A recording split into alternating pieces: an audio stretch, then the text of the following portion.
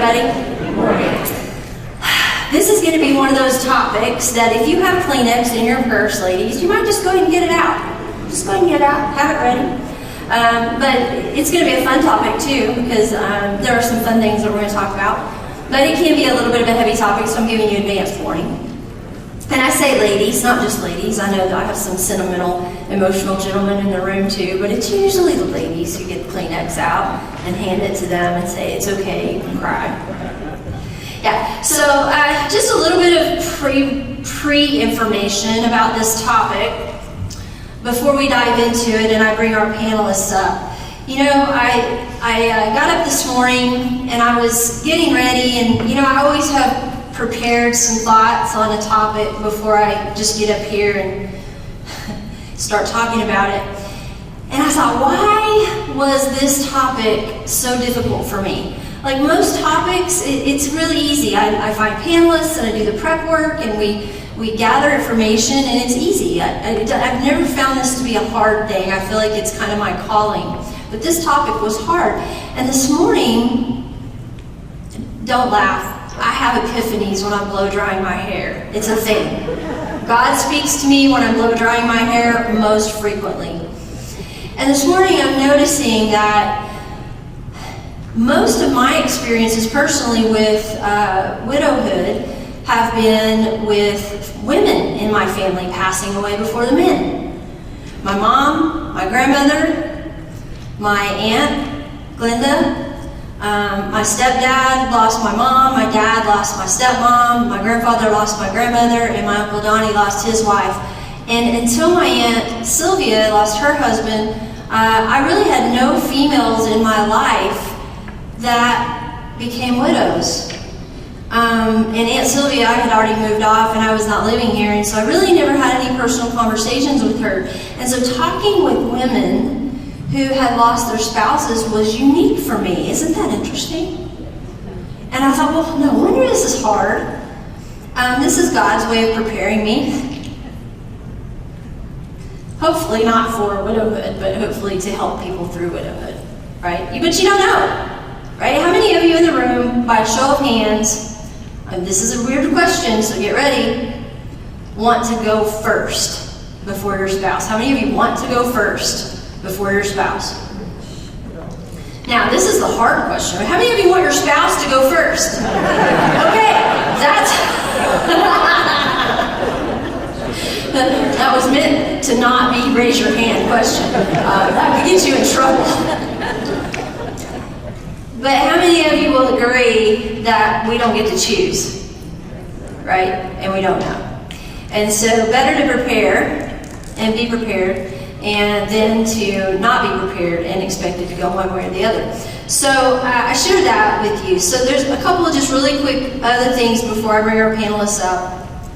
You know, I've often wondered why more churches and ministries, frankly, don't do classes on preparing for widowhood. You often see widows groups, right, for both men and women, but they're usually after someone has a loss. Right? It's about helping them get through the loss as opposed to preparing for the loss. But when I was living in Florida several years ago, Chris and I had made a did a short period of time down in Naples, Florida. And I went to a group that a financial planner there offered for women and for financial education or financial know-how, something like that. And it was interesting because there was only about 5 or 6 of us in the group. I was definitely the youngest in the group, but we were also the youngest people living in Naples, so that's not a surprise. And we were probably the only people not retired and living in Naples as well. So this group of women was really interesting, and I remember one of the first sessions, there were 2 women that stood out, sitting side by side, and one woman said to the financial advisor that when she asked, why are you here? And she said, well, my husband passed, and she said, he left me with no instructions, and I am flying blind. She said, I have no idea what to do, I have no idea what questions to ask, I don't have anything, I don't know anything.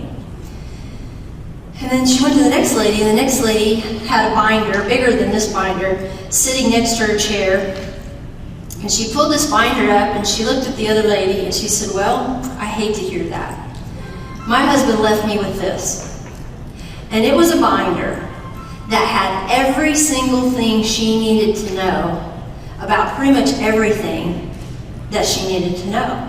And he basically left her with who to call, what to ask, what to do and what not to do, to the degree where she read a passage in her book where he said, you are going to need to cancel this insurance policy, whatever this insurance policy was. You're going to need to cancel it. Gave her the details about it. And then he said, when you call to cancel, they are going to ask you to do this, this, and this. Don't do it. Right? It was probably an upsell or something like that. But she said he basically told her what to expect when she called. Not just call and cancel, but when you call and cancel, they're going to ask you to do this and you're going to tell them no. Yeah, because they want the money. Wow, what a gift, right? Compared to the lady sitting next to her who was wondering what to even do, right? And so I started thinking about that. Now, obviously, we can't do all of that today, but what we are going to do is we're going to touch on some truths. And you might have saw when you came in, there were some slides running with some truths on it. In your handout today that you have in front of you, we have a series of truths, and so you can read through those. But our panelists are going to be talking about a few of these. We're not necessarily going to point out which truths we're talking about, but we'll be talking through some things. And then on the back of your handout, there is where it says action items for being better prepared. Action items for being better prepared. Those are some things that I put together based on what the women that I interviewed, including our panelists, shared with me. And there were just five there, five things you can do. And we will be talking about those as well. But I wanted you to have those in writing so that you could go back and refer to them at home. All right? And then last but not least, I think it's important to point out that this is not a standalone session. Like, you're not going to leave here today with every answer to everything you need, obviously. And so I want to remind everyone that what we try to do is in each one of our Senior Living Truth Series topics, we take a deep dive on certain things, right? On certain things. And then this one happens to be widowhood. Well, next month we're going to be talking about end-of-life decisions and navigating end-of-life decisions. And that might be something that is like an add-on to today's conversation, right? And then, of course, Villages, OKC offers what's called the Gift Workshop. If you haven't heard about that, GIFT, Gift Workshop, stands for Gathering Information for Transition. Well, guess what that is? When it's done, it's that binder that lady picked up and said, I've got everything right here. That's what the Gift Workshop is designed to do. Okay, does it take a little bit of work? Well, yeah, of course it does, right? It takes a little bit of work and a little bit of time. But the workshop and the binder and everything you're going to need for that are all included in that workshop. So I say to you that, first of all, thank you for being here. This is not an easy topic. A lot of people avoid it. There are 120 some odd people in the room today who are not avoiding this topic. Give yourselves a hand. Right? You're not avoiding this topic.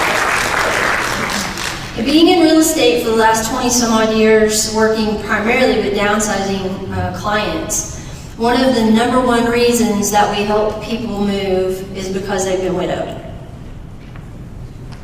Number one reasons, right at the top, is that the house is no longer suitable for one person to manage on their own, and we help them downsize. And we have seen, Shannon, we've seen lots of messes, haven't we?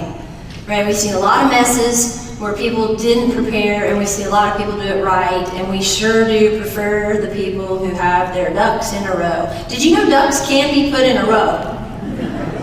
Right? Not real ducks, that never happens, but you can put your ducks in a row. All right, so I'm going to bring our panelists up. Come on, ladies. I have two amazing women that I've had the pleasure of spending a fair amount of time with over the last couple of weeks in preparation for this.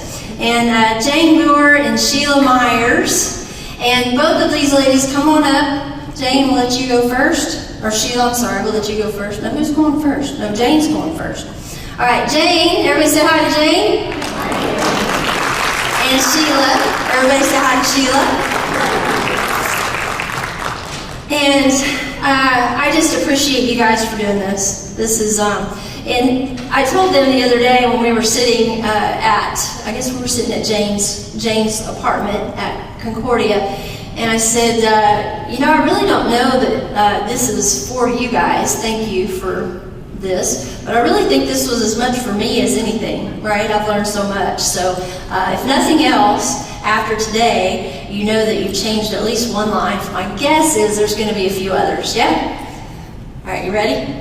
Ready. Okay, so I'm going to start with you, Sheila. Have you introduce yourself, tell them who you are, a little bit about yourself, and then we'll dive into some of the details. Well, I'm Sheila Myers. I grew up in Kingfisher, Oklahoma. Went to OBU, accidentally becoming a nurse, and eventually became a nurse midwife in a master's degree program. Well, when I returned to Oklahoma, I could not practice as a nurse midwife. We did not have the legislation at that time to do that. So I began to teach.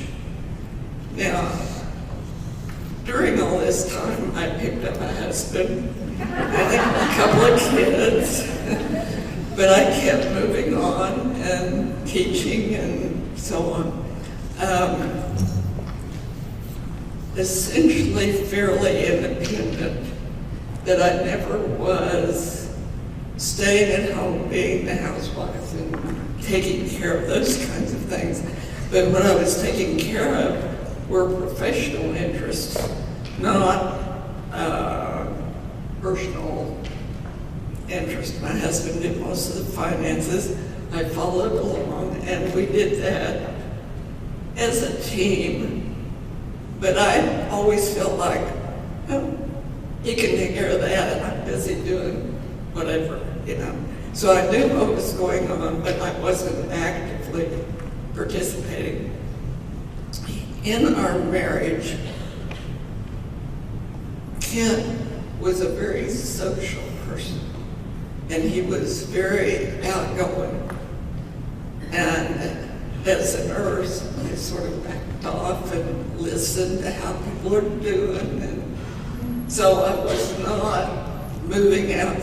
I don't work around. You are a self-admitted introvert, is what you told me, right? Yeah. So, and he was your social kind of butterfly. Right. So we fit together. Yeah, worked well. Yeah. And how long has Kent been gone?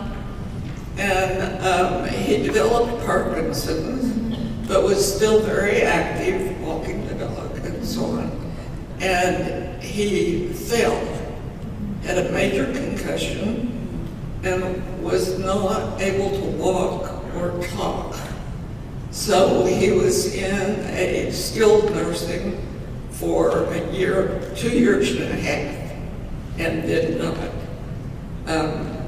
So I said to Nikki, he left when he fell. Everything changed at that point, but he was still there. But because he could not talk, we really missed the communication. So your experience with being a widow kind of started at that time when he had that accident? Yes. Yeah. Really not officially, but unofficially, that's when it started, yeah. Well, But I think the official term for widow is the spouse has passed. Yeah, right. But truthfully, you're already living that reality. that's right. Yeah. At least you're beginning to live it. Right. Yeah. And tell everybody where you live now, so that they know, get some context. Where you live, yeah. I'm in Concordia, and Kent and I made that decision together because he was seeing differences with the Parkinson's, and we knew he would need some help. But we came to Concordia, and it's probably the best decision we ever made, because everyone around us is experiencing a very similar life happenings. At the same time, we're doing it all together.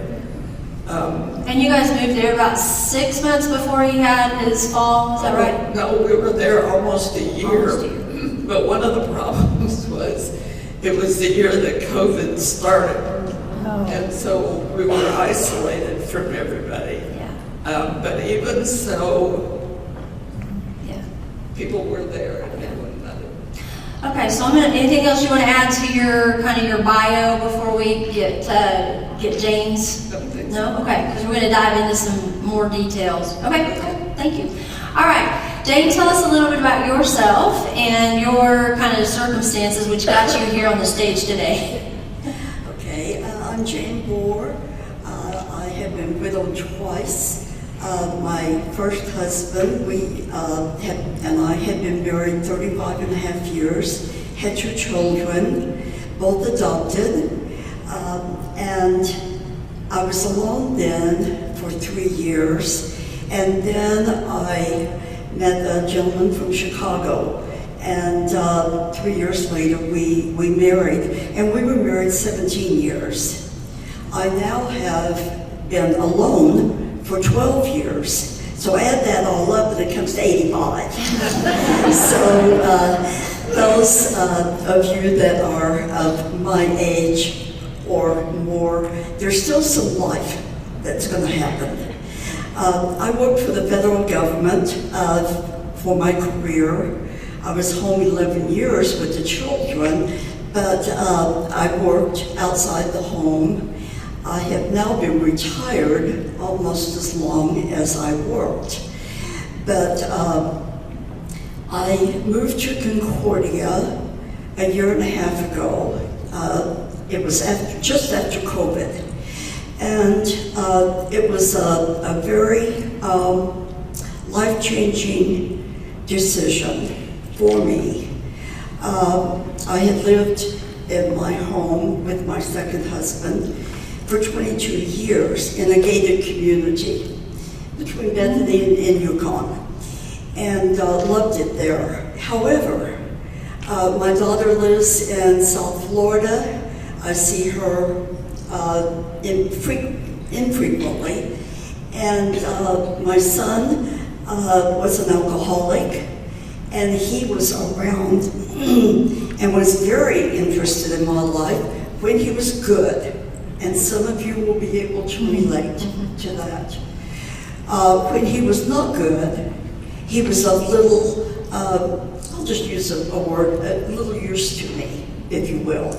He was not interested. He passed away last August of alcoholism. And so that was my third time of going through grief. But we're not going to talk about that one. We're going to talk about the first 2. So in a way, I thought about this morning too, as I was blow drying my hair. You know, we think about widowhood, about losing a spouse, but our go-to person, in your case, your son, right, and your second spouse's passing, he was your go-to person, and you lost him too. And like you said, we're not really going to dive into that today, but I think it is an important distinction, is that we have the people that we rely on in our spouse's passing. We don't have them forever necessarily, right? Like we had a plan, right? That's very true. And you know, with this large group of people here, I'm sure there are those that probably can shake their head that they're going through or have gone through or something similar to what I have. But, and that all enters into our life talk that we can do. But we're going to talk We're going to do it. We're going to talk about spouses. We're going to dive into the spouses, yeah. I'm going to take a quick survey of the room so that we're all aware of who we have in the room real quick, okay? So out of the room, how many of you in the room are widowed, have lost a spouse? Look around, okay? So there's some folks in the room who can identify with this. How many of you, just out of curiosity, like Jane, have been widowed more than once? Raise your hand. Okay. Goodness. Nobody else. I'm all by myself. Right. You're the overachiever in the room. All right. So, how many of you are married? Raise your hand. Okay, right, fair number of people. All right, so we've got the right room, right? Yeah. Okay, so let's talk about the most difficult thing that you would say about going from being we, or married, together, to being me, widowed, or alone. And I'm going to break it down into two categories. Let's start with practically, and then we'll go to emotionally. What was the hardest thing about just the practical aspects of not having a spouse in your life anymore? Some very practical things that you don't think about, and certainly I did not. I have worked practically all of my life out in the public and helped people do things in their lives, but do you know I didn't know how to do my checkbook. My husband had always done the checkbook, and I remember thinking, now how am I going to do that? And that's so simplistic. I know some of you are looking at me thinking, what's the big deal? I will tell you, it's a big deal. I didn't know what to do. And of course there are other things. But that's a very simple one that maybe some of you So Jane, how did you handle how that? to do your checkbook. How did you handle that? How did you overcome not knowing how to do it? How did you solve that problem? Well, I asked my son, and he was able to help me. And then it became very easy. It wasn't a hard thing forever. It was a hard thing when I couldn't do it right then. But that's just a simplistic thing. Well, and it's interesting when you think about that. So that it's like you go through day, that's not a problem. And then all of a sudden it's a problem. That's right. That's the difference. That's right. It's because of death, at least for me, it was, even though I knew it could be forthcoming, it still was a shock when it happened. And so that's just one little thing that was along with some of the shock. Okay, so let me see if Sheila has any practical ones, and then if you have some others you want to add, we'll come back to you. So, Sheila, any practical matters that became challenging? Well, I don't know how practical it is, but one of the hardest things I faced was turning social, because Ken had always been the one that led us into groups, to discussions. You know, he could talk about anything with anybody. It's overwhelming to just walk into a group and decide where to sit down. You know, trying to figure out, well, how do you start a conversation? If somebody else starts it, that's okay, but how do I do it? Yeah, because Ken had always done it. Mm-hmm. Yeah. I think Chris Buckley could relate to that, right? Like, he doesn't have to worry about starting a conversation. He knows that I'm going to do it in the elevator, in the bathroom, walking into any building, in the line at the grocery store, right? And that's kind of how you describe Ken, right? But then here you are, now it's just you. How do you do that? It was almost like I had to be both of us, you know. Yeah. Very interesting. I told you guys this story. I think it's a pertinent story. Some friends of ours in Austin sitting with their mother who had lost her husband, and I asked her how she was doing. I said, how are you doing? It had been a year or so after. And she said, half of me is invisible. Half of me is invisible? How's that? I don't understand. You mean like cut you in half and this half of you is invisible? And she said, no. Yeah, she said, no, this half. They were a unit. They functioned as a unit. And when he was no longer there, she was only half a person. Is that a fair description for you? That's very accurate. Except I think my half was this side because I think my half was this side because I was hiding behind him. Gotcha, yeah. So you're kind of in his shadow in a way. Yeah, interesting. Any other practical things, day-to-day things, Jane, that you can think of that you struggle with? Well, I also have very rarely, and I'll have to say if ever, have put gas in the car. You know, guys, this is a big deal for a woman to go to the gas station. Another, just to take that a tad further, going to the dealership to have your car serviced. I hate that smell. Did you know they smell? Well, they do. And I've been alone a long time, and I've taken my car many times to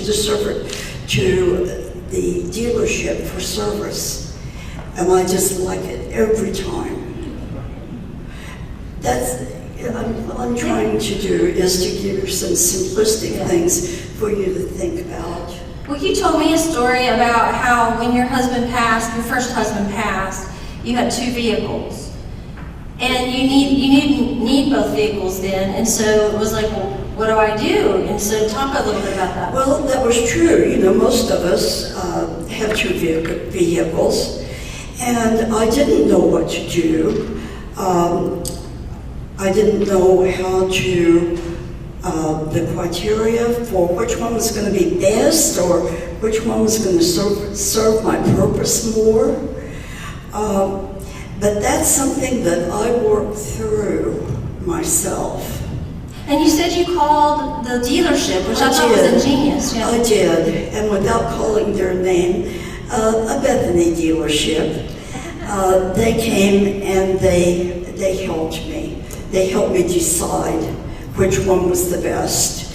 And so there are people out there, contacts, that we don't know because we've never done it before. But just a word to the wise, there are people waiting for you to call them to help you. Yeah, and you went to someone reputable.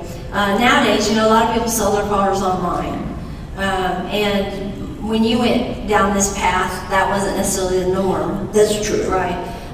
But, you know, to call a dealership and to trust that dealership, and it's okay to call them out if you want to give them a shout out. I think that's a good thing.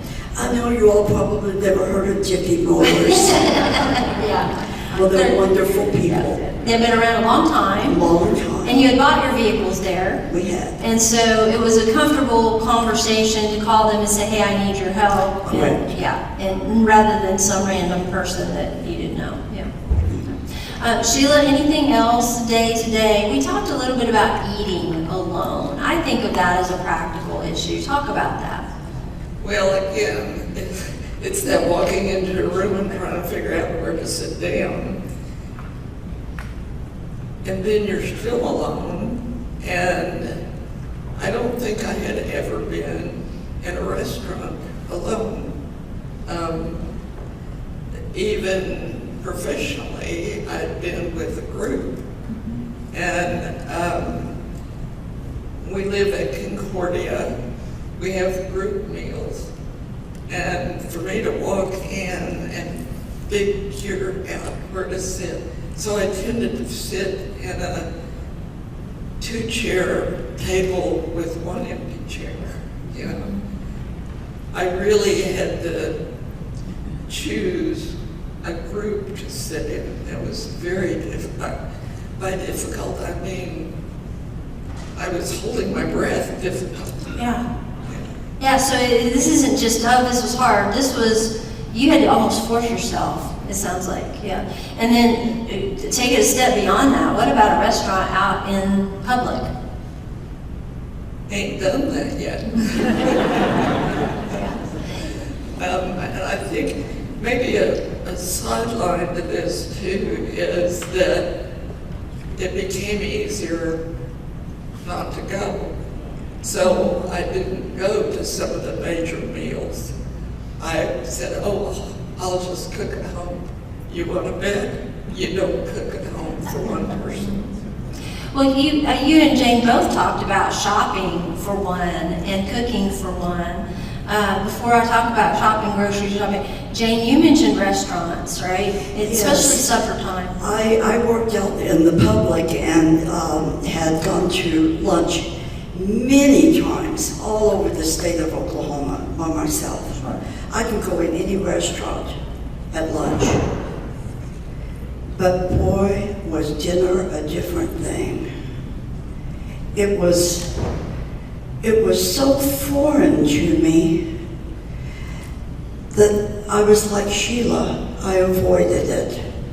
And I still, after all these years, I still avoid going out for dinner by myself. Now, have I done it? Yes, I have. Particularly in other cities and things. That's a whole different thing. Hadn't thought about that to tell you. It's a whole lot easier going into a group of people and sitting down for a meal and not knowing anyone. That's the easy part. It's going into Charleston's or Johnny's and going in at dinner time and sitting by yourself, and your friends walk in, and you feel not invisible, but the opposite. You feel like you're out there. Kind of exposed. They're going to see you. You know what I mean? Yeah, you do. You're shaking your heads. You know what I mean? Yeah, so talk a little bit about the cooking thing, because you both of you talked about buying groceries was different when you're buying for one, but not just how much you buy and all that, but making the decisions about what to buy and buying smaller. Talk a little bit about that challenge. Well, I'm still eating peanut butter left over from when I was buying for both of us. And Kim was a peanut butter eater. So I haven't even experienced the idea of buying a little jar or one of those 2-meal things, you know. And then moving on to frozen, you don't look at the family meal stuff anymore.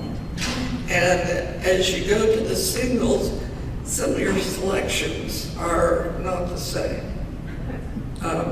So grocery shopping is something else. You're relearning it, really. Yeah, relearning. But then the other shopping I've had difficulty with that I'm still struggling. When we moved, we did not move a whole lot of tools, even though my husband was an engineer and a tool collector. But I needed a shovel. Have you ever bought a shovel? You know, how do you decide what you need? You know, it's really, and so it extends to everything else. I no longer go into the store and look through the men's clothes. I was always the one who bought Ken's clothes since he didn't care. He wore blue button down shirts and khaki pants, and that was it. So I don't deal with that anymore. Does it seem strange to walk into a store and not be looking at? I bypass that Yeah. section of the store. Jane, talk a little bit about, the issues. We talked, personalities and how different they are. And that's one of the reasons I love having both of you up here, is because personality-wise, you're very different. You both were career women, but aside from that, you don't have a lot of similarities. You're more introverted, you're more extroverted. And we talked about that, and I want to speak about the process of getting rid of or letting go of your husband's personal items and the process of that. Jane, I'll have you start a little bit. Well, of course, I've gone through it twice. The first time, I didn't know what to do, and my friend of many years, who lived in Tulsa, said she would come over and help me go through his things. So she did, and this was 3 weeks after he passed away. Now I know there are people here that still have their spouses' clothes, still have their underwear in the drawer. But it was important to me to do away with those things. I don't mean that ugly. I just mean that it's my personality. Okay, we got a problem here. Let's get taken care of. And so that's how I did it with my first husband. My second husband, which was 20 years later, was a completely different situation. And I waited a while to do things. By that time, he was in another bedroom because he had been ill. Not so with my first husband. So the space was different. I had to walk into the other room to see his things. And it was real easy just to close the closet door. So that took some time. The reason I'm telling you these two different ways that I have experienced is that there's no right or wrong way. And it depends on your personality. And Jane, talk about the chair. Talk about the recliner. The chair. Yeah. Oh my goodness, the chair in the living room. The recliner, the one that was way too big for me. I couldn't sit in it. This gentleman knows what I'm talking about right here. He's smiling. He knows what I'm talking about. Well, that chair was there, and a week went by, and it was right by the door where you go out of the living room into the hall to go to the rest of the house. So you passed it every time, touched it. And then the second week went by, and then the third week, and then a very dear friend here in Yukon had come over to help me do some things, getting rid of some things. I said, that chair is driving me crazy. And I really meant it just like that. And she said, we're getting rid of that thing. And it was one of those lazy boys. We're talking 30 years ago, guys, you know. Okay, the back of it comes off, the back comes off, and then there's the bottom, so there's two pieces. We took that thing apart and carried it upstairs and put it back in the corner. And I know that I must have done something with it in life after that, but I don't remember that chair after that. So You needed it to not be in that space. all I could do was just see him there. Yeah. And it was just, well, for lack of a better saying, it was a thorn in the flesh, really. Yeah. So, Thank you for sharing that. Sheila, you talked about the differences between how you all handled the clothing and things like that. Let's talk about, from your perspective, how hard was that for you and how did you handle that? Well, it was never one of those big barriers that I had to overcome. Therefore, I would, put it that way, I'll deal with that tomorrow. But what I've found over time, now this was a large enough closet that there was his side and my side. And so I could continue functioning on my side and didn't have to deal with his side. But my son visited, and he's in Michigan. And I said, there's a whole bunch of flannel shirts in here, and sure enough, he could use some of those. But the jeans, no, his legs are longer than Kim's were. So I was stuck with a dress suit, which she never wore, and jeans, lots of khakis. But at least that was part of it. And it felt good that it could go to somebody. You know, it was like I'm giving. And then winter came. Well, guess what? Now's the time to get those heavy coats, those mittens, get them out to Goodwill. And so that was okay. So I have just dribbled it all along till I find some excuse,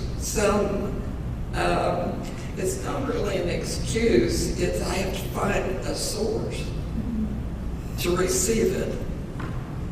Now, why I can't just dump them in the recycle, I don't know. But it's been easier for me to do it gradually. But it's to each his own. Yeah. You know, we talked about how in our experience with helping people move and downsize, you had already moved, so, you know, you're not going anywhere, but, you know, in your case, you just moved.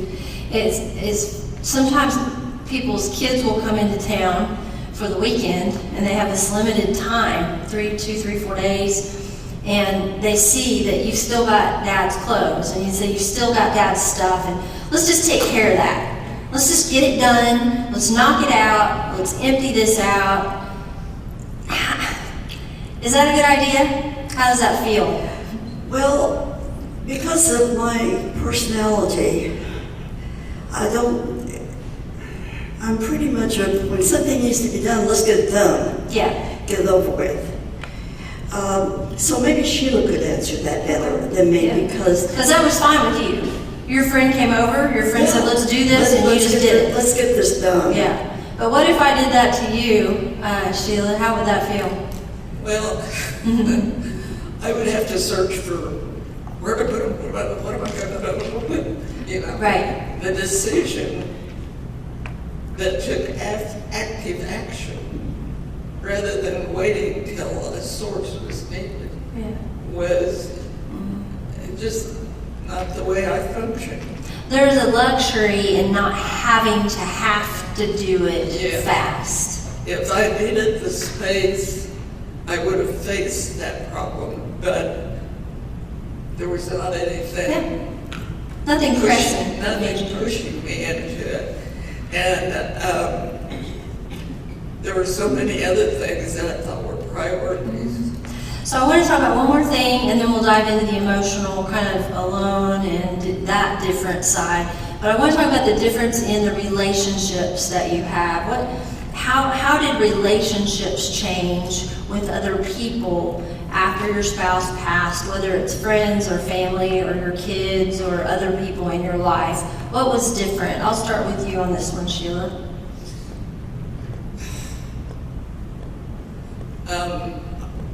Family relationship didn't really change because my kids have always been very supportive, even though one's in Michigan and the other's in Massachusetts. But it's like they're still there. If I need them, all I have to do is holler at them. You know, so that was not a problem. The thing that I found the easiest, and looking back, I thought, thank goodness we moved to Concordia. Thank goodness we moved to Concordia, because we had lived in a circle with very close neighbors. The women all got together once a month, you know, for coffee and that sort of thing. But what I found at Concordia was that other people been there and done that, and very closely, very very recently. And so it was like a shared experience rather than somebody who had not experienced it saying, oh dear, how are you? You know? Every time they see you. Yeah. Yeah. And it really, and I don't know if this is the time to talk about that, but one of the decisions I had to make when Candid died was, what on earth do you do, like funerals and gatherings and all that kind of stuff, that I really couldn't face that relationship with other people. I felt I wanted to be very private. And so we had no funeral and we had no memorial. My son was there, my son and I did this by ourselves together, and it was satisfying. It was strengthening. And if I had faced relationships with other people because I'm not social, it would have been such an energy drain. I couldn't have dealt with it very long. So you guys made a family decision, really? Yes. Mainly with your son, right? That you were going to choose not to do a funeral. And now we talked, was it you? I can't remember which one. I think it was you that shared with me about the phone calls. That you guys made an agreement about the phone calls and the frequency. Talk about that a little bit. Well, there's a lot of history to that. Well, talk about it. I think it's important for people to hear, yeah. My mother was one of these people that said, now when you get there, call me. Be sure to call me when you first get there. I want to know that you're there. And it was like, let go, Mom. Yeah. And so with my kids, I really was determined that they would be able to be independent. And I didn't mean capable of functioning. I meant I didn't want to say, You didn't hover. yeah, I don't, you know, it's okay. Yeah. We've still got the umbilical cord, but it stretches a long way. And I know that it works. You know, I don't have to keep checking on it. So early on, we've started out, because they live so far away, it's like, if you have something, if you want to talk to me, call me. If I want to talk to you, I'll call you. If something happens, I know you will call me, and you know I will call you, so you don't need to call and check. And so that has stood us in a good place. But I had to reinforce it. Well, because you said his wife has a different, her relationship is a little different. My son's wife, Stephanie, is from Montana, and she is this type of person. I mean, she is Type A, likes to be in charge, very on top of things. Very much like you. Very much like me, that's okay. I don't take offense, I don't think Jay and I take offense. Yeah. But Stephanie is into everything, doing everything. And one of the things she does is call her mother in Montana daily. So guess what she thought her husband ought to be doing? And I had to say, Nick, it's okay. I'm not Stephanie's mother. It's okay. We'll deal with this way. So even though we had the relationship, we had to set it up all over again. And I had to reassure them that what was is. And you basically, I mean, I think you said you caught on to the thing. He was calling you daily, and this was weird. Like, why are you calling me every day, right? This wasn't normal. Yeah, and then it moved to, there was a little while I went like that, and then it moved every Sunday, and I thought, this is too ritual. You know, there's something wrong here. You wanted to go back to, if I need you, I'll call you, and if you need me, you call me. Yeah, but Yeah, there's something weird about that though, when someone's mom is now a widow, there is this social pressure on sons especially, I think. We've seen that in our family. Yeah, To make sure mom's okay. yeah. And But the bottom line is, you have to talk to people about trust. You know, that I had to talk to my son about, trust me, I will call you. And my daughter probably had more trouble with that than I did. She's disabled, and so she hasn't been able to come home from Massachusetts as much as he has. But I had to say to her, you have to trust me to call you if I need you. yeah. But yeah, call me and let's talk about what you're doing in the garden. But don't call me every day and ask me how I'm doing. Absolutely. Yeah. So Jane, talk a little bit about this, the relationship changes and the difference between being a single person doing something versus a couple doing something. Well, it's very different, as those of you who are single know. It's very different in, like Sheila was talking about, she had to do things by herself, and I had to do things by myself. And frankly, it's not very much fun to do that. But we were, my first husband and I were in a very social group of different groups. So I didn't have the aloneness so much because our friends kind of took care of me. They call and say, come over. But I will tell you, and I didn't share this with you, Nikki, but now that this has come up, I'll tell you of an incident that some of you may be able to relate to. I was still working, and it was probably within the first year or two after my first husband died.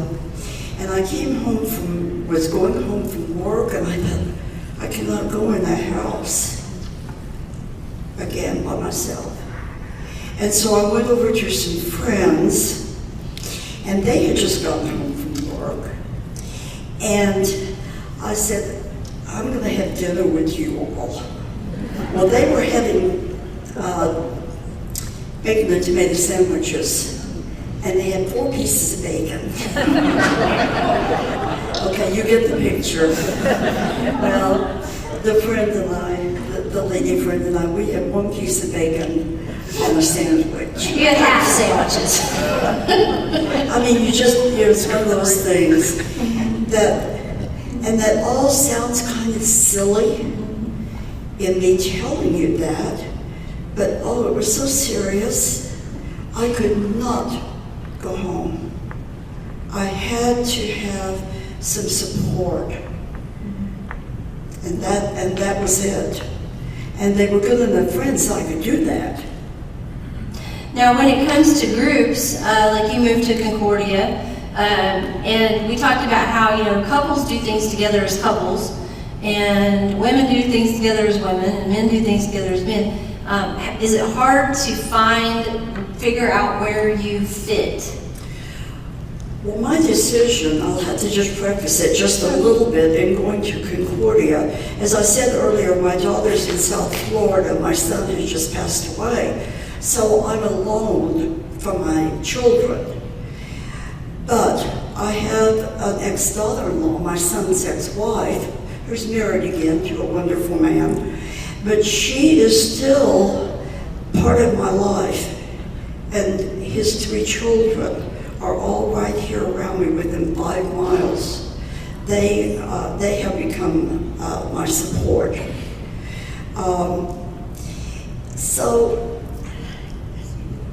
Is it about couples doing things as Couples doing things together. Well, I learned real fast that you don't do that anymore. You don't do couple things anymore.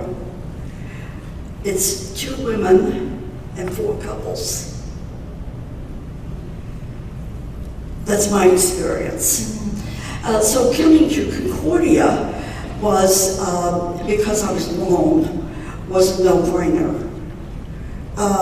My son was really good that last year before he passed, and he helped me make the choice of where I was going to move because I'd been in my home for 22 years. And in moving to Concordia, I don't have all that pressure, if you will, of being with couples. I sit at a table of 7 ladies at dinner, and that's so comfortable. And I play cards with a couple of other men that I'd never known before, but in a group. And that's so comfortable. It's kind of like a built-in network. I built a network, yes. But it's different than being in your own home and doing things with your spouse. Totally different. I want to touch on one more topic, and then we're going to open it up for questions, because they may have some questions, okay? The aloneness of it. We spent a lot of time talking about this. You both explained to me that it was hard to explain, first of all, that being alone and being lonely are very different, and that being without a spouse, there's something about being alone that is difficult, and there are particular times that you notice that are more prevalent, that's more palpable, that you notice being alone. When are those times for you, Sheila?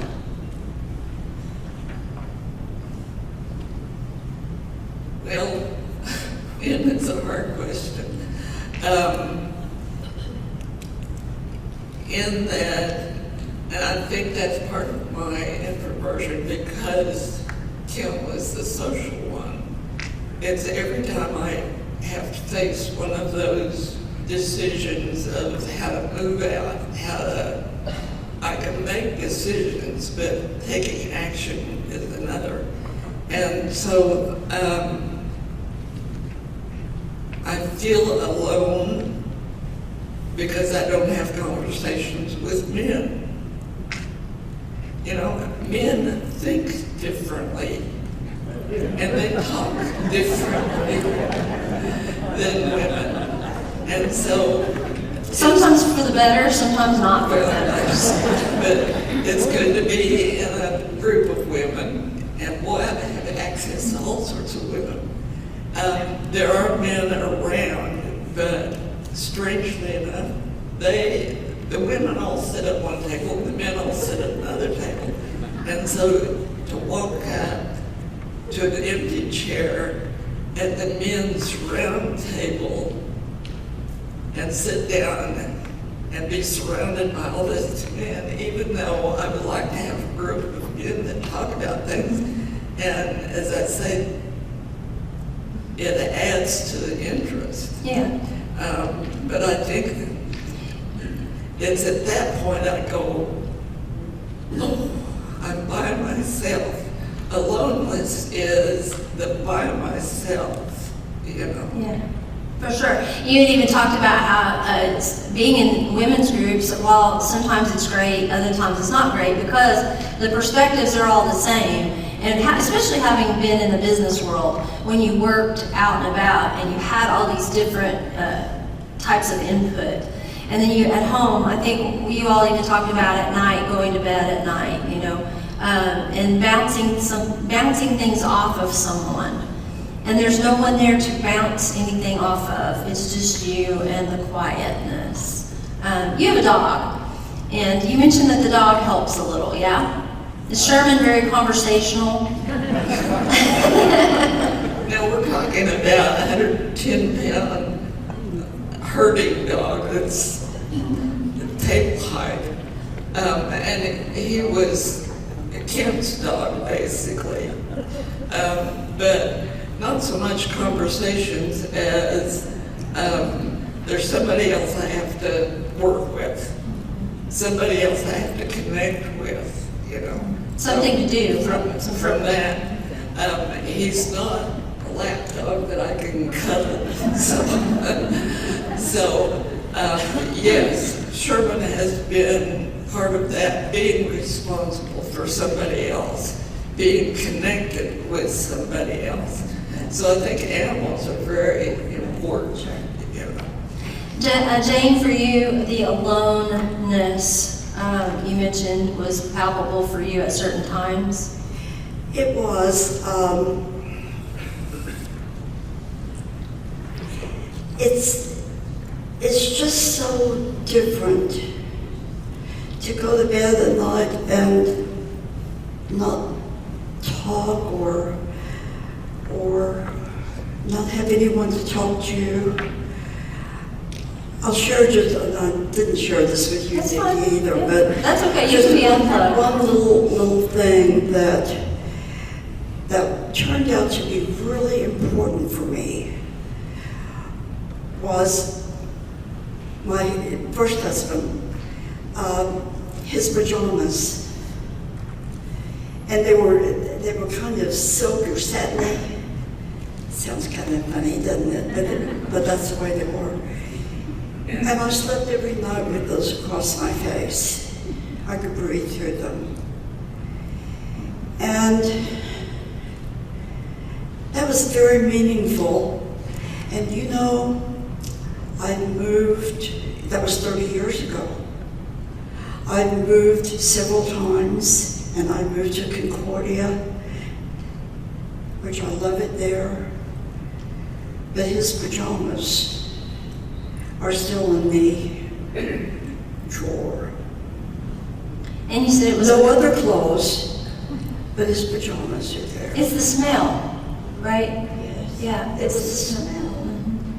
Isn't that weird? Do you find that? I don't think it's weird at all. Do you find that? It's so strange. Go to the closet and smell the clothes. I mean, none of you all do things like that, but I do. And Jane, that's, one of the things when we help people move into a new place, what I think people don't think about that haven't been through that, haven't heard these stories is even move managers out there, that are new. They'll go in and they'll say, well, you don't need all these things. They were his. But you may be keeping them for a very specific reason. And again, smell, our olfactory senses are powerful, right? They're powerful. And I mean, if I ask you all right now to conjure up the smell of your favorite food or your favorite pie that you bake at Thanksgiving, you could do it. And you will be able to smell it, and then you will leave here and go get a piece, right? Because the sense of smell. And so another human being, I remember a guy I dated when I was young, and he wore this specific cologne. And I could be anywhere, and some guy would cross my path, and it would just kind of waft off of him, and I'd smell that cologne, and it takes you back, right? Almost to the point where I felt guilty, right? Oh gosh, I shouldn't be thinking about that guy, right? But you can't help it when those smells bring back memories. That's really what that does. So really, really quick, I didn't want to miss this question. Before I open it up for questions, I asked you both to think about what advice you would give people that they might, with their spouse, that they might work on together in preparation. And those, I gave them the 5 things on that handout, Was there any one thing that just stands out for you that you want to say, if you would just do this, that might be helpful for your spouse in particular? Well, with both of my spouses, I didn't do the right thing and have a binder. Have a binder. That sounds so simplistic. It's hard, but have some guidelines.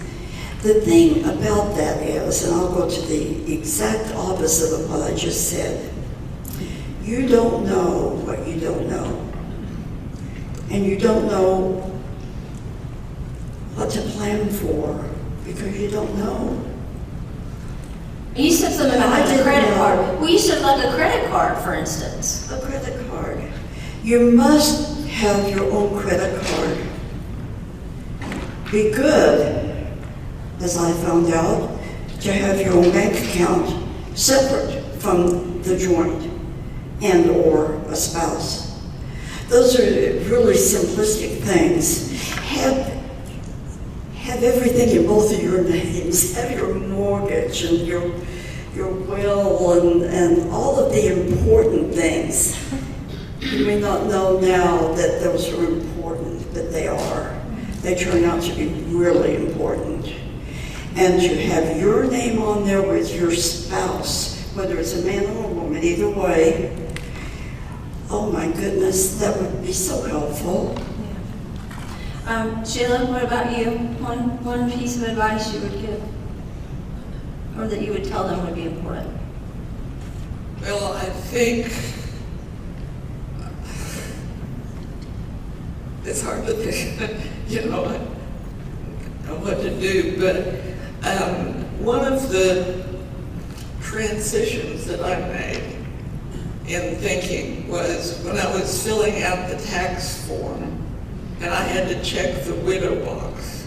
And I thought, me, a widow? I have never, even though we talked about the end, we had wills, we had, we'd gone through, okay, here's the files, but I had never moved to the place that I could see myself really as a widow.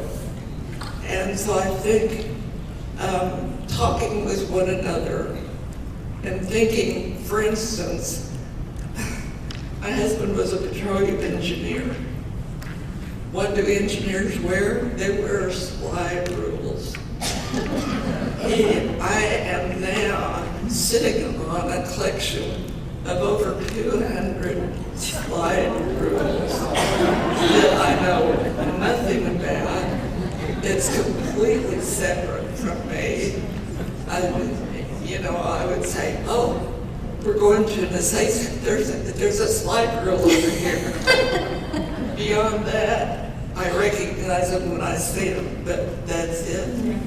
I think if I could have gotten into his side of what to do with him, it would have helped me and said, well, only as a widow do you have to deal with the damn slide rules. Yeah, and we all talked about that one day in our apartment there, and I said, she said, practice and visualize what it would be like if you were having to do this yourself, and then go do it yourself. Like, go get your car serviced if you don't normally. And it was interesting, the last meeting we had was last week, and Chris and I went to the lake this weekend and visited our boat and kind of getting it ready for the summer season. And there were a number of things that are having to be worked on. We have to replace a pump to pump out the water from the boat when we use the sink and things like that. And I usually just go, Chris will handle that. Chris will handle that. And guess what? I learned a lot from you guys. I'm going to be learning a lot about pumps next weekend, next time we get back from our vacation. Okay, so I'm going to open it up for questions. Is that okay? All right, so the way this works, if you're new, you ask the question and I repeat it back and then they answer it. And I'm going to ask, because of time, I know lots of you have stories and you have your own experiences to share, but because we don't have microphones for the audience and due to time, I would ask that you hold your stories and feel free to write them on the back of the eval. And we would love to hear your story or advice, and we will put that in the follow-up mail that we do, okay? If you have advice you would like to pass along, like these ladies have. But what I would love to know is if you have questions for them specifically, or for myself, feel free to ask those, and then we will do our best to field those. So anybody want to start by going first? Yep. Herb, I'll get you. And Danielle, will you take this for me? I forgot to give this to you. Okay, you'll know what to do with it. Yes, Herb. Yeah, the biggest problem I had was the void that you have after they're gone. You know, Yeah. that you have to fill. And I just wondered whether you experienced that too. And Jane, you gave me an idea how I might fill mine. I think I'm going to go to OnQ and I'll fill the gas tanks for all the single women. So you guys don't know Herb, but Herb is also widowed. He's widowed, and Herb said he would the way he might fill his void is to go to OnQ and just pump gas for all the women there. And by the way, he's not doing that because of the kindness of his heart. He's doing that to pick up women. I'm just telling you. Now, before I get to Herb's question, because he did have a serious question, is that you need to know that this is part one. That we have a part two on this topic coming up in a few months. Danielle, I have it right here in front of me, in October. And we're going to talk about the men's point of view because it is different than the women's point of view, right? So we're going to do both. But his question was, he said there was a void. There was a void. How do you fill that void? I'll answer that very quickly. Get an animal. I had not had an animal for years, and I got a little dog that I fell in love with. She has recently died, just in October. Having another presence in the house, it was huge for me. I didn't realize the void was so quiet, Yeah. so nothing. Having just the noise makes a difference. Yeah. Just having that little thing greet me at the door when I come in. Yeah.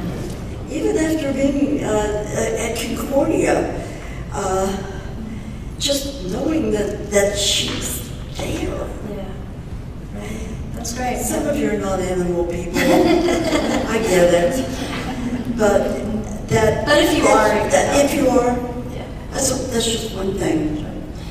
Sheila, anything you can think of to fill the void? How do you? Well, one technique I use that's not terribly effective, but it's better than nothing, is the noise factor. You know, turn on some music. I never turned it on. It was always Ken would turn things on, you know. And so putting out music, turning on the television, I don't need to watch it. It's just It's background noise. people, you know, it's something filling up the void. Yeah. Well, that's what bot radio is all about. You know, Quentin's always saying, he says, so many people listen to bot radio. It's preaching, a lot of it is preaching, because it does fill that void, right? Having the radio on, having the television on. Good. Great. Any other questions? Danielle? Yes, this question's for both of you. Did either of you find that there were documents that you didn't have in place for either estate plan? Was it successful to you guys? So now you have to remember, Danielle's newly married, right? Newly remarried. Congratulations, by the way, to Danielle for being newly remarried. She asks, did you find that there were any documents that you wish you'd have had in place, estate planning documents or anything that maybe weren't in place, and retrospectively you go, gosh, we could have or should have or might have had that? Sheila? I don't think I dealt with that, other than it's not a document, but what to do with the slide rules. That wasn't in his will. If I'd had instructions Yeah. on, you know, Right. who to contact, and Right. what are they worth, or are they worth anything? Right, yeah. And so what was interesting, Danielle, is when I was talking with these ladies, you guys both had your ducks in a row. The estate plans were in place. You had trusts in place, and you had been a caregiver for a time, right, Jane? And so you had been managing things and had to have those documents in place. Yeah. And I think part of moving into Concordia also, there's also some planning that goes into that. So. One of the things that that I didn't know. And probably there are people in here that don't either, is to have a conversation with your spouse in regard to a trust or a will or something, even if it's a handwritten will, whatever, just have something in place. I know that's really difficult for some people to do that. Yeah. So it's a little difficult for me, frankly. But how important that would be. Yeah. We do a lot of these sessions on this. I know you guys aren't as familiar, but we do a couple times a year one on that topic specifically for the reason of, yeah. Well, you come back for that one. All right. Very good. Yes, great question, Danielle. Anybody else have a question they would like to ask? We got probably time for a couple more if you have one. And it's always interesting, people don't want to ask the hard questions. These ladies are, they can answer anything. If they can't, they'll tell you that I want to, so. Yes, ma'am. What did you find helpful from well-meaning friends Oh, great who question. want to support you, but they don't know what to say or how to help you? Great question. Okay, here it is. She said, what did you find helpful, or not helpful, I'll add that, from well-meaning friends who want to be there for you afterward, but maybe aren't sure what to do? We talked about this a little bit, and how some people want to help you the way that they want to. You talked about this, I think. I'm going to quote you, and then you tell me if I got it right. You said, the best way to help someone is the way that they need to be helped, not the way that you would want to be helped. Can you expand upon that?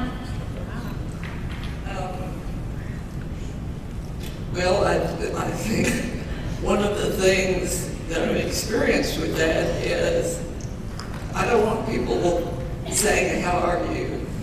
How's it going? Because then I have to figure it out.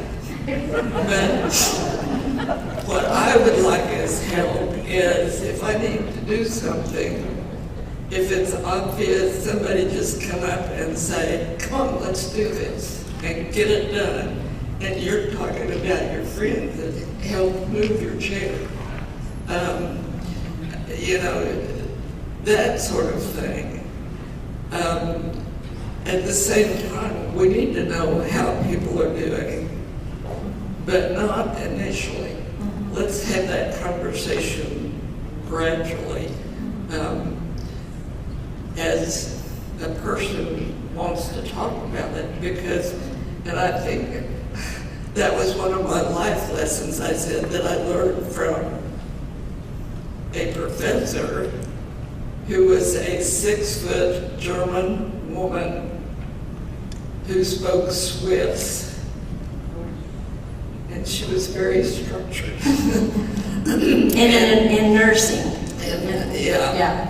And her definition of help was not as how I define it. Help is how the person defines it. And if they say this is help, then that's my definition. And so I think it's getting into somebody else's world, that if you can get into their world and think about, it's that listening. Stop worrying about what to say. Listen, look, watch, see what they want to do. That's great advice, yeah. Anything to add to that, Jen? No? I think it's an interesting thing that just kind of as a side note, this question came up yesterday. Mother's Day's coming up, and we have these friends that are coming into town, and they're very thoughtful people. They're always thinking, how can we, do something nice for someone? And so Wanda, is Wanda in the room? I'm going to out Wanda. Okay, so my mother-in-law, Wanda, she doesn't do house plants and flowers. She just doesn't like them. She doesn't want them. For her, she just do not have them. And so she does have one house plant that she has managed to keep alive, and it's lovely. The others that she received at Jim's funeral, I have adopted, and I'm doing a semi-decent job of maintaining them. But these friends, Malia emailed or text yesterday, and she said, with it being Mother's Day and us being in town, we would like to adopt Wanda as our mother our mother while we're in town. We would like to get her some flowers. What kind does she like? And so I texted Malia back. I was in a rush, and I said, thank you, that is very kind, but no flowers, no plants, nothing living or anything that has to be watered, please. I said, and then I went on to say, how about something for her flower that she can stick in her flower bed? And I left it at that. The next text message said, great, when we get in town, we'll go by the, what's the flower place? The nursery, and get something for her flower bed. And I'm like, no. I text back, no, I mean like a metal bird on a stick. That's what I meant. So they were very kind to ask and say, what could we do that would be of value? Because if they'd gotten her flowers, she'd have been so kind and generous. And she said, oh, thank you. And she'd have been very thoughtful. And then she'd have thought, oh, God, I don't like flowers, right? That's not what any of us want. What we want is we want for someone to think about us and what they know that we would want, which is why Emily asked. It's the same thing. Another quick funny story. Angie Buckaloo is so kind. She's Angela Buckaloo. You guys hear from Channel 9, if you go way back. She was one of the newscasters with Chris's cousin. And when Jim passed away, Angie came over. Her dad, Jim's brother, had also passed not long before that. So Angie comes to the door, she knocks on the door and answers the door, and she has this bag, this sack in tow. And she goes, I know this is going to sound ridiculous. And you're going to wonder what I'm thinking. But when Dad died, we got all this food, and it was wonderful. But we didn't have any paper goods. So we had to eat everything on regular plates, and then we had to wash plates. So she had this bag of paper goods. Napkins, plates, plastic forks, and things of that nature. And she goes, I know this seems crazy. And I just gave her a big hug. And I was like, oh, thank you for thinking of that.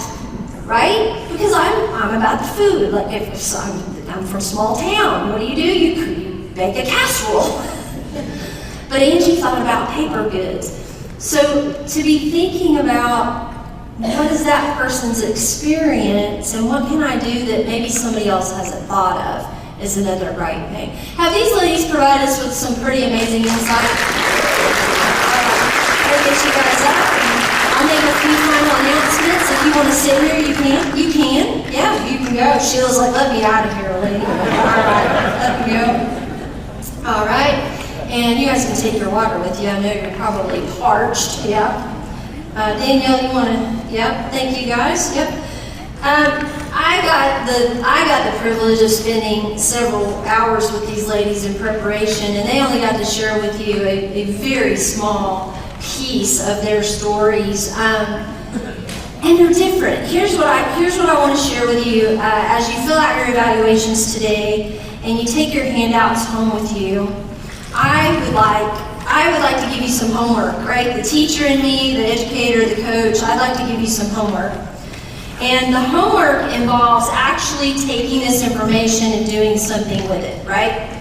Because here's the deal, you can leave here today and do nothing different and get nothing different. Or you can leave here today and do something really meaningful for people in your life and for yourself.